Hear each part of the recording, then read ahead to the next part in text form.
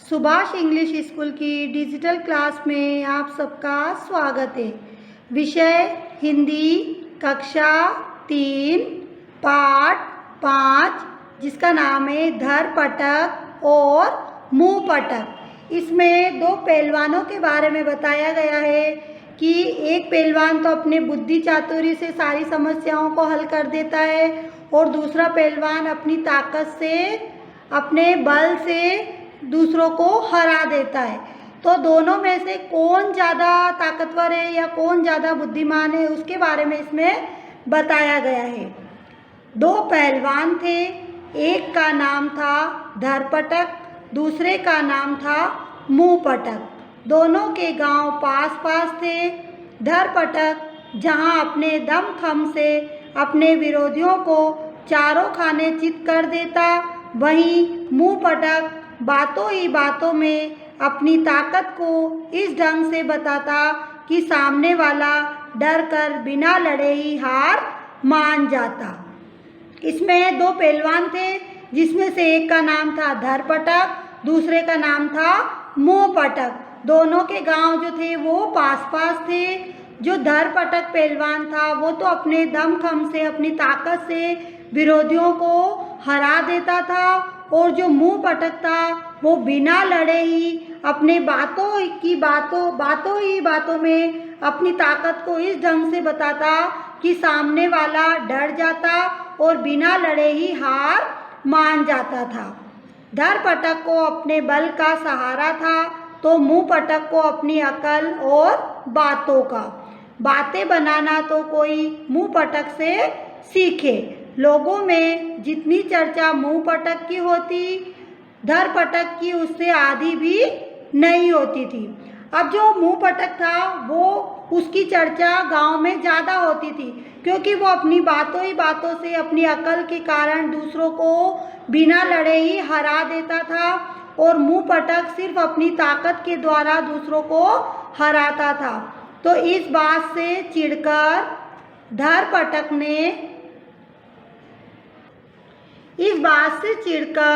धरपटक ने मुंहपटक को मजा चखाने का निश्चय किया। अब एक दूसरे से जलन होती है ना, उसी प्रकार मुंहपटक को मजा चखाना चाहता था धरपटक, क्योंकि वो हमेशा उससे जीत जाता था। तो उसने एक बार सोचा कि क्यों ना मैं मुंहपटक को मजा चखाऊं। फिर अगले दिन धरपटक ने अपने अंगोछे में एक मन सत्तू बांधा और चल पड़ा मुंहपटक के गांव की ओर। चलते चलते धरपटक को भूख लगी। रास्ते में एक तालाब को देखकर वह रुक गया। उसने झटपट सत्तू खाकर तालाब का पानी पिया और किनारे पर सो गया। अब अगले दिन उसने क्या करा, उसने मुंहपटक को मजा चखाने के लिए उसकी गांव जाने की सोची। तो उसने क्या करा, अपना एक अंगोछा लिया, मतलब टावेल जैसा होता है वो, उसके अंदर एक मन सत्तू को बांध लिया और वो मुंहपटक के गांव की ओर चल पड़ा। अब चलते चलते उसको भूख लगी थी, है ना। रास्ते में एक तालाब को देखकर वो वहां पर रुक गया। उसने झटपट सत्तू खाया और तालाब का पानी पी लिया और किनारे पर सो गया। आपको इस चित्र में दिखाई दे रहा है ना। ये धरपटक जा रहा है, इस अंगोछे में उसने एक हाथी को बांध रखा है ना। वो अब आगे आएगा, उसके बारे में हम पढ़ेंगे। उस तालाब में एक हाथी पानी पीने आता था।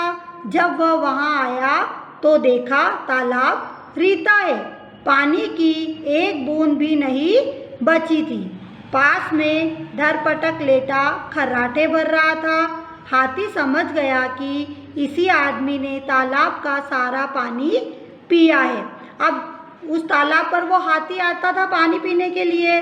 उस दिन भी वो वहाँ पर पानी पीने आया तो वो क्या देखता है कि तालाब बिल्कुल सूखा पड़ा हुआ है, तालाब में पानी नहीं है, एक बूंद भी पानी उसमें नहीं बचा हुआ है। और पास में वो देखता है कि धरपटक वहाँ पर लेटा हुआ क्या कर रहा था, खर्राटे भर रहा था। तो हाथी को सब कुछ समझ में आ गया कि हाँ, इसी आदमी ने इस तालाब का सारा पानी पिया होगा। गुस्से में हाथी ने धरपटक को सिर से जोरदार टक्कर मारी। धरपटक की नींद टूटी। उसने आओ देखा न ताओ झट से हाथी को अपने अंगोछे में पोटली बनाकर बांध लिया। पास में एक बड़ा सा खजूर का पेड़ था। धरपटक ने उसे उखाड़ा, उसका डंडा जैसा बनाकर अपनी पोटली को लटकाया, कंधे पर रखा और आगे चल पड़ा। अब क्या देखता है वो? अब हाथी को जो गुस्सा आया था क्योंकि उसको पानी पीना था और तालाब में बिल्कुल पानी नहीं था, तो उसने क्या करा, अपने सिर से जोरदार उस धरपटक को टक्कर मारी और जैसे ही उसने टक्कर मारी उसकी नींद खुल गई और उसने क्या करा, आओ देखा न ताओ, न इधर देखा न उधर देखा और उसने झट से उस अंगोछे को लिया और हाथी को उस अंगोछे में पोटली बनाकर बांध दिया। अब पास में एक खजूर का पेड़ था, जो कि खजूर का पेड़ बहुत लंबा होता है ना, तो खजूर के पेड़ से उसने क्या करा, उसे उखाड़ा, उसका एक डंडा जैसा बनाया और उस पोटली को उस डंडे पर लटका दिया और उस डंडे को अपने कंधे पर रखा और वो आगे की ओर चल पड़ा। अब मुंहपटक का गांव आ गया। धरपटक ने उसके घर के सामने पहुंचकर उसे लड़ने के लिए ललकारा। धरपटक ने बहुत ताल ठोकी पर मुंहपटक तो मुंहपटक ही था। वह धरपटक के भड़कने की प्रतीक्षा कर रहा था। धरपटक ने गुस्से में आकर अपनी पोटली खोली और हाथी को निकालकर मुंहपटक के आंगन में फेंक दिया। अब आपको इस चित्र में दिखाई दे रहा है ना, ये मुंहपटक बैठा हुआ है ना, ये उसकी पत्नी है और ये धरपटक इसकी दीवार के बाहर खड़ा हुआ है और उसने इस प्रकार इस पोटली को यहाँ पर पटक दिया जिसमें कि वो हाथी बांध कर लाया था। दिखाई दे रहा है इस चित्र में आपको? ठीक है। वह धरपटक वो क्या करने लगा, उसको ललकारने लगा, है ना, और उसको वो धरपटक जो था उसके भड़कने की प्रतीक्षा करने लगा। अब धरपटक ने गुस्से में आकर क्या करा, अपनी जो पोटली लाया था ना वो हाथी को बांधकर उसमें से हाथी को निकालकर मुंहपटक के आंगन में फेंक दिया। अब मुंहपटक तो जैसे इसी ताक में था, है ना, वो यही इंतजार कर रहा था कि धरपटक इस प्रकार से कुछ करे। वह अपनी घरवाली से जोर जोर से बोला, ओ छोटी की माँ, लगता है किसी चील ने यह चूहा यहाँ गिरा दिया। अब उसको सब कुछ समझ में आ गया था मुंहपटक को। फिर उसने अपनी बातों से धरपटक को बेवकूफ़ बनाया और अपनी पत्नी को आवाज़ लगाई और कहा कि ऐसा लग रहा है कि किसी चील ने इस चूहे को यहाँ पर गिरा दिया। अब वो हाथी जैसे बड़े जानवर को भी क्या कह रहा है, चूहा कह रहा है। जरा झाड़ू से उसे नाली में तो फेंक दे। मुंहपटक की घरवाली भी कम बातूनी नहीं थी, बोली, ठीक है, पर ये तो बताओ आपकी 10,000 दंड बैठकें पूरी हुई या नहीं। अब उसकी जो पत्नी थी वो भी बहुत ही बातूनी थी, तो वो सब कुछ समझ गई। उसने कहा कि ठीक है, मैं इसे नाली में फेंक दूंगी, लेकिन पहले तुम ये बताओ कि जो तुम 10,000 दंड बैठकें करते हो वो तुम्हारी पूरी हुई या नहीं हुई। मुंहपटक ने कहा, बस होने ही वाली है, इसके बाद पहाड़ भी तो ढेलना है। अब उसने क्या कहा कि हाँ, ये जो मेरी दंड बैठकें हैं 10,000, किसको कहते हैं 10,000, है ना, तो ये तो पूरी होने वाली है, इसके बाद मुझे पहाड़ पर भी चढ़ने जाना है। यह सुनकर धरपटक का पसीना छूट गया। कुछ हिम्मत जुटाकर उसने अपने साथ लाया खजूर का पेड़ मुंहपटक के आंगन में फेंका। अब ये सब सुनकर उसको पसीना छूट गया, उसे एकदम डर लगने लगा। फिर भी उसने थोड़ी हिम्मत को जुटाई और उसने क्या करा, जो वो खजूर का पेड़ लाया था ना बांध कर हाथी को, उस खजूर के पेड़ को उसने क्या करा, मुंहपटक के आंगन में फेंक दिया। यह देखकर मुंहपटक बोला, अरे यह मेरी दांत कुरेदने की सीख छोटी ने यहाँ डाल दी है, उसे उठाकर रख दो और खाने के लिए 2 मन सत्तू गोल दो। अब फिर उसने अपनी बातें फांकी, है ना, उसने क्या बोला, उस पेड़ को उसने क्या कहा कि ये तो दांत को कुतरने वाली छोटी सी सीख है, तो इससे मैं अपने दांत को कुतरता हूँ। अब तुम इसे उठाकर यहाँ पर रख दो और मेरे को खाने के लिए 2 मन सत्तू का गोल बना दो। अब तो धरपटक को पूरा विश्वास हो गया कि मुंहपटक उससे भी बड़ा पहलवान है, इससे लड़ने पर उसे मुंह की खानी पड़ेगी। उसने वहाँ से चुपचाप भागने में ही अपनी भलाई समझी। इस प्रकार मुंहपटक ने अपनी बातों के बल पर बिना लड़े ही धरपटक को पटकनी दे दी। लोगों ने बहुत दिनों तक चटखारे ले लेकर इस बात की चर्चा की। अब जो धरपटक पहलवान था उसको पूरा विश्वास हो गया था कि हाँ, मुंहपटक वास्तव में बहुत बड़ा पहलवान है। वो बिना लड़े ही अपने बातों से सबको हरा देता है और उसे भी बिना लड़े ही उसे मुंह की खानी पड़ी। इसलिए उसने सोचा कि मुझे यहाँ से चुपचाप भाग जाना चाहिए, इसी में मेरी भलाई है। इस प्रकार मुंहपटक ने अपनी बातों के द्वारा बिना लड़े ही धरपटक को हरा दिया था। ये बात लोगों के मन में बहुत दिनों तक चलती रही और इस बात की चर्चा वो बहुत दिनों तक चटखारे लेकर लेते रहे। तो हमें इस पाठ से क्या शिक्षा मिलती है? हमें यही शिक्षा मिलती है कि बल की बजाय हम अपनी बातों से भी दूसरों को बिना लड़े ही हरा सकते हैं। अब इस पाठ से संबंधित प्रश्नों को हम हल करेंगे। पाठ 5 धरपटक और मुंहपटक। सबसे पहले इसके शब्दार्थ है दमखम, जिसका अर्थ होता है शक्ति और दृढ़ता। अगला है ताकत, ताकत का अर्थ होता है शक्ति या बल। रीता, रीता का अर्थ होता है खाली। अंगोछा, अंगोछा का अर्थ होता है तौलिया। मुंह की खाना, इसका अर्थ होता है हार मानना। चटखारे लेना, इसका अर्थ होता है मजे लेना। अगला है पसीना छूटना, इसका अर्थ होता है घबरा जाना। अगला है दंड बैठक, ये एक प्रकार का व्यायाम होता है। अगला है विरोधी, जिसका अर्थ होता है शत्रु, बैरी या विरोध करने वाला। ताल ठोकना, इसका अर्थ होता है लड़ने के लिए तैयार होना। भड़कना, क्रोधित होना। प्रतीक्षा, इसका अर्थ होता है इंतजार या राह देखना। पटकनी देना, इसका अर्थ होता है पछाड़ना। अगला है चारों खाने चित्त होना, इसका अर्थ होता है हारना या परास्त होना। अगला है मन, इसका अर्थ होता है 40 सेर वजन चित्र। अगला है ठेलना, इसका अर्थ होता है खिसकाना या धकेलना। अगला हमारा प्रश्न है निम्नलिखित प्रश्नों के उत्तर दीजिए। इसमें पहला है दोनों पहलवानों के नाम बताइए।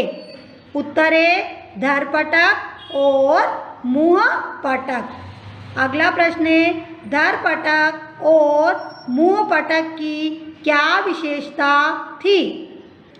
उत्तर है धरपटक अपने दमखम से विरोधियों को हरा देता था तथा मुंहपटक अपनी बातों की ताकत से सामने वाले को हरा देता था। अगला प्रश्न है तालाब का सारा पानी कौन पी गया था? उत्तर है तालाब का सारा पानी धरपटक पी गया था। अगला प्रश्न है धरपटक ने मुंहपटक के आंगन में क्या फेंका? उत्तर है धरपटक ने मुंहपटक के आंगन में हाथी को फेंका। अगला प्रश्न है खाली स्थान भरिए। ये सारे विकल्प दिए हुए हैं, इसमें से हमें जो सही विकल्प है वो छांटकर इसमें भरना है। इसका पहला है धरपटक ने डैश को डैश का निश्चय किया, तो क्या आएगा इसमें? मुंहपटक। धरपटक ने मुंहपटक को मजा चखाने का निश्चय किया। अगला है गुस्से में डैश ने धरपटक को सिर की जोरदार डैश मारी, तो क्या आएगा इसमें? गुस्से में हाथी ने धरपटक को सिर की जोरदार टक्कर मारी। अगला है इसके बाद डैश भी तो ठेलना है, तो क्या आएगा इसमें? पहाड़। इसके बाद पहाड़ भी तो ठेलना है। अगला है, इससे लड़ने पर उसे डैश की खानी पड़ी। तो क्या आएगा इसमें? मुँह। इससे लड़ने पर उसे मुँह की खानी पड़ी। अगला है, लोगों ने बहुत दिनों तक डैश ले लेकर इस बात की चर्चा की। तो क्या आएगा इसमें? चटखारे। लोगों ने बहुत दिनों तक चटखारे ले लेकर इस बात की चर्चा की। अगला प्रश्न है, सही जोड़ी बनाइए। पहला इसमें चारों खाने चित्त करना, तो इसको हम किससे मिलाएंगे? परास्त कर देना। पसीना छूटना, इसको मिलाएंगे घबरा जाना। चटखारे लेना, इसको मिलाएंगे मजे लेना। आओ देखा न ताओ, इसको मिलाएंगे बिना सोचे विचारे काम करना। अब अगला हमारा प्रश्न है, नीचे शब्दों का सही अर्थ चुनिए। ये जो काले शब्द दिए हुए हैं इनका जो सही अर्थ है उस पर हमें सही का निशान लगाना है। तो इसमें पहला है, धर पटक ने अपने अंगोछे में एक मन सत्तू बांधा। तो मन का अर्थ क्या होता है इसमें? दिल, दिमाग या 40 सेर वजन। तो इसका सही अर्थ होता है 40 सेर वजन। इस पर हम सही का निशान लगाएंगे। अगला है, हाथी ने देखा तालाब रीता है। अब इसमें रीता का क्या अर्थ होगा? एक लड़की का नाम है ये, लड़ने के लिए ललकारना या खाली। तो इसका अर्थ होता है खाली। तो इस पर हम सही का निशान लगाएंगे। अगला है, धर पटक ने बहुत ताल ठोकी। अब ताल ठोकी का अर्थ क्या होता है? ताली बजाना या लड़ने के लिए ललकारना या तलना। तो इसका अर्थ होता है लड़ने के लिए ललकारना। अब अगला है, आपकी 10,000 दंड बैठकें पूरी हुई या नहीं। अब इसमें दंड बैठके का अर्थ क्या होता है? सजा होता है या व्यायाम के लिए उठना बैठना या लकड़ी। तो इसका अर्थ होता है व्यायाम के लिए उठना बैठना। अगला प्रश्न है, बहुवचन में बनाकर वाक्य पुनः लिखिए। अब इसमें इसको बहुवचन बनाकर वाक्य को वापस लिखना है। तो इसमें पहला है, हाथी ने गन्ने खाए। तो इस हाथी का बहुवचन क्या बनेगा? हाथियों ने गन्ने खाए। तालाब में पानी भरा है। तो इसका बहुवचन वाक्य बनेगा तालाबों में पानी भरा है। अगला है, चूहे ने कपड़े कुतरे। इसका बनेगा चूहों ने कपड़े कुतरे। पहलवान ने कुश्ती लड़ी। इसका बनेगा पहलवानों ने कुश्ती लड़ी। पोटली में सत्तू बंधा है। इसका बनेगा पोटलों में सत्तू बंधा है। अगला प्रश्न है, वर्ग पहेली में से शरीर के 10 अंगों के नाम खोजकर लिखिए। ये एक वर्ग पहेली दी हुई है, इसमें से हमें 10 अंगों के नाम खोजना है। तो 10 अंग इस प्रकार होंगे, पैर, मुंह, अंगूठा, नाक, आँख, कान, नाखून, हाथ, अंगुली और बाल। अगला प्रश्न है, हाथी का चित्र बनाकर रंग भरिए। तो यहाँ पर आपको इस प्रकार से हाथी का चित्र बनाना है और उसमें रंग भी करना है। ठीक है, आपका ये पार्ट यहीं पर समाप्त हो गया है। सब आपको अच्छे से समझ में आया होगा। जब आपको इसका PDF भेजा जाएगा तब आपको इसे कंप्लीट करना है और लर्न भी करना है। Okay, thank you.